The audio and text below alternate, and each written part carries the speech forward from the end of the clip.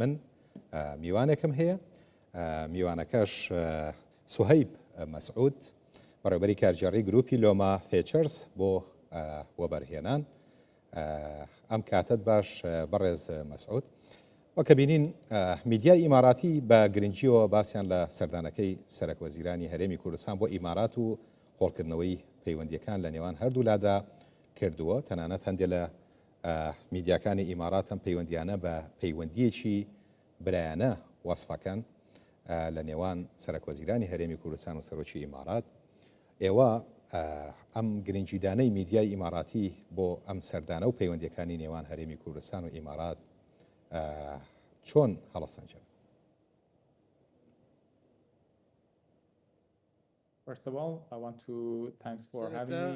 دەمێ سوپاستان بکەم کە میوانداریم دەکەن خۆشحاڵم کە گەڕاومەتەوە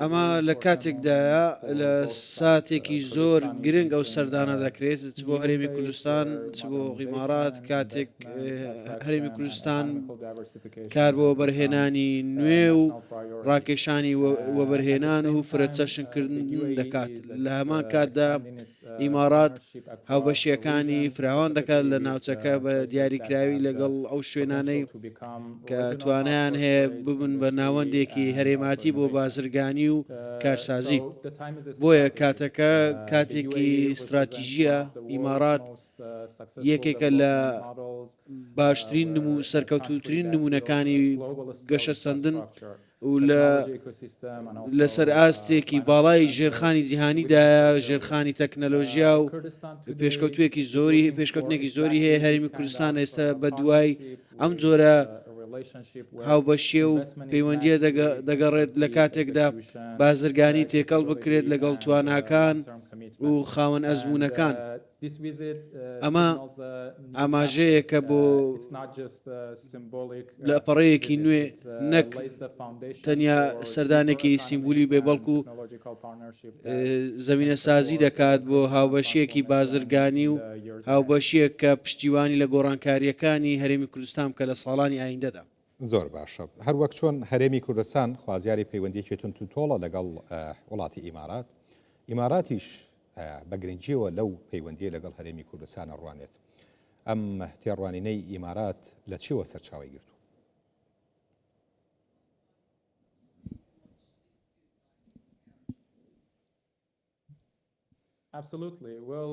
بە دڵنیاییەوە پەیوەندیەکانی نێوان ئیمارات و هەرێمی کوردستان هەمیشە لەسەر ڕێزلێنانی هاوبەش و متمانە بنیاتنانراوە چەندین دەیە ئیمارات وەک هاوبەشێکی متمانە پێکرا و سەقامگیر سەیر هەرێمی کوردستانی کردووە لە تەواوی ناوچەکە و هەرێمی کوردستانش لە بەرامبەردا وەک نمونەیەکی حکومڕانی کارامەیی و دامەزراوەی سەیری ئیماراتی کردووە کە لە ئابووریدا شۆڕشی کردووە ئەم پەیوەندیە بناغی زۆر پتەوی هەیە لە ڕووی کولتوری و ئابووری و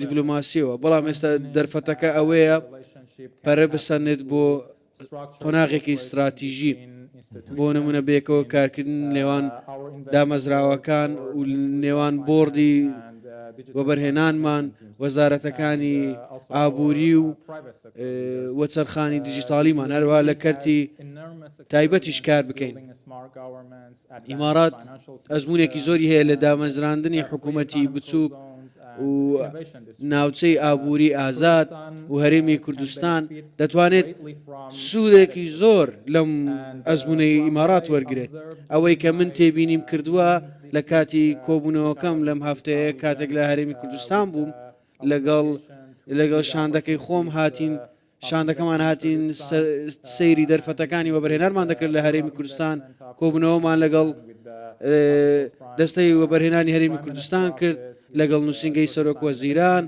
و دامەزراوەی کارسازیەکانی هەرێمی کوردستان و چەندین دامەزراوەی گەورە لە هەرێمی کوردستان کۆبوونەوەمان کرد دەبینین خواستێکی گەورە لە هەرێمی کوردستان هەیە بۆ دروستکردنی چوارچێوەیەک بۆ ئەوەی بە شێوەیەکی کاریگەر گەشە بسەنێت زۆر باش کەواتە هەرێمی کوردستان چەندە ڕاست و دروست بیری کردوەتەوە لە هەڵبژاردننی ئیمارات وەک هاوبەشێک بۆ پێشخستنی ناوچەکەی خۆی لە زۆرێک لە کەرت و بوارە جیاوازەکان.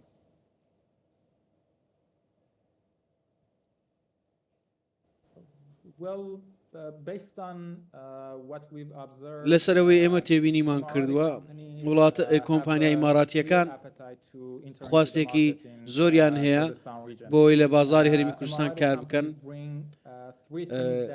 سێ شت دەهێنن بۆ کۆمپانیایانە کە بۆ هەرێمی کوردستان ئێستا زۆر گرنگە. یەکەم سامان، ئەزمون و توانای جێبەجێکردن.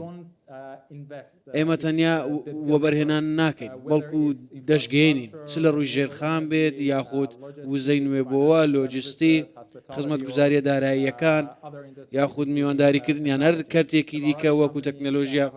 کۆمپانیا ئیماراتیەکان پێشینەیەکی سەرکەوتویان هەیە لە دروستکردنی پرۆژەی جیهانی لەو بازارانەی کە بەخێرایی گەشە دەکەن.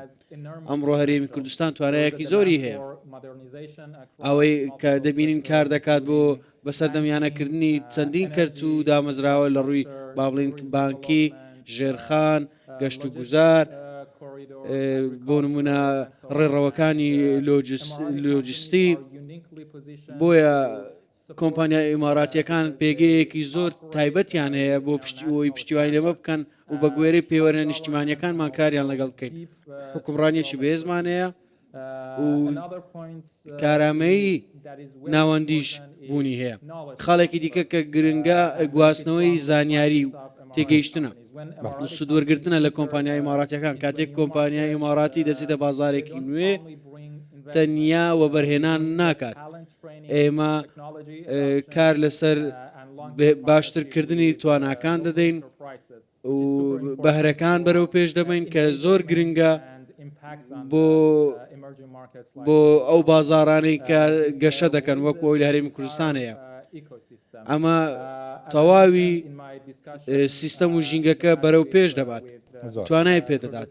وەک پێشتر کە لەگەڵ بەرپرسانی هەرێمی کوردستان چ لە کەرتی حکومی چ لە کەرتی تایبەت گفتوگومان کرد، من بینیم کە هەرێمی کوردستان ئامادەیە بۆ تەلارسازی، بۆ تەلارسازیەکی ژێرخانی ئابووری، نەک بۆ کاتەی تەنیاوە بەرهێنان بکرێت. کاتێک کۆمپانیای ئیماراتی دێت سیر بکات کە ئامادەسازی هەیە، هاوبەشی هەیە، میکانیزم بەیەکەوە کارکردن هەیە.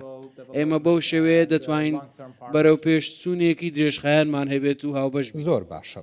ئەم پەیوەندیە دۆستانە و برایانەی کە لە نێوان سەرۆکوەزیرانی هەرێمی کوردستان و سەرۆکی ئیماراتە هەیە وەک میدیاکانی ئیماراتیش بە برایانە وەسفی کردووە، چەندێ بواری ڕەخساندووە کەش و هەواکەی لەبارتر کردووە بۆ ئەوەی ئەو پەیوەندیانەی کە هەیە لە بوارە جۆر بە جۆرەکانە زیاتر فراوانتر بکرێ و هاوکار بێت بۆ ئەم پەیوەندیانە.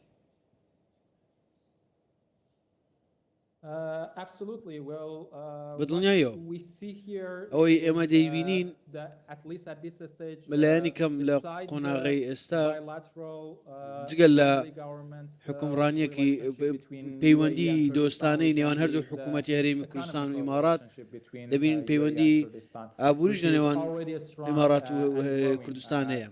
چونکە ئێستا دەبین پەیوەندیەکان بەهێز بتەون. ئیمارات یەکێکە لە گەورەترین هاوبەشەکان و هەرێمی کوردستان ڕۆڵێکی گرنگی لەو هاوبەشیانە لەگەڵ ئیمارات هەیە چونکە سەخامگیرە و خواستی بەکاربەر لە هەرێمی کوردستان زۆرە و پێویستی بە بەرەو پێشچوونێکی زیاترە. بۆیە دەبین کەرتی جیاواز هەیە بۆ وەکو گەشت و گوزار، کەرتی وزە، پیشەسازی دارایی. دەرفەتەکان زۆر زیاترن کاتێک ژێرخانەکە سەردەمیانە دەکرێت وەکو سیستەمی بانکی و هەروە پرۆسەی خزمەتکردنی بەکاربەرەکان بەرەو پێش ببردرێت و قەبارەی بازرگانی زیاتر بکرێت. دەکرێت گەشت و گوزار لە ماوەیەکی کورتدا چەندین هێند گەشە بکات. بۆیە بە گوێرەی ئەزمونەکانمان دەتوانین کار لەسەر کارسازی بکەین، کار لەسەر کەرتی دیجیتالی بدەین. ئەمە ژوا دەکات و هەروە کەرتی داراییش بەرەو پێش بردرێت وا دەکات ئەم گەشەکردن و ئاڵگۆڕە زیاتر خێراتر گەشە بکات. زۆر و بە دیجیتالکردنی ئابووری وا دەکات بازرگانی خێراتر بێت. بۆیە هەرێمی کوردستان دەتوانێت باشترین ئەزمونونەکانی ئیمارات بەکاربێنێت و ئەزمموی لێوەربگرێت. باش لە قسەکان تاماژە بۆ کرد کە خۆ سەردانی هەرێمی کوردستانی کردووە لەو سەردانەی کە کردوتە تێبینی ئەوەتان کردووە کە ژێرخانی یا ژینگە و ژێرخانی هەرێمی کوردستان بۆ کۆمپانیا ئیماراتیەکان بۆ کاری کۆمپانیا ئیماراتیەکان چۆنە؟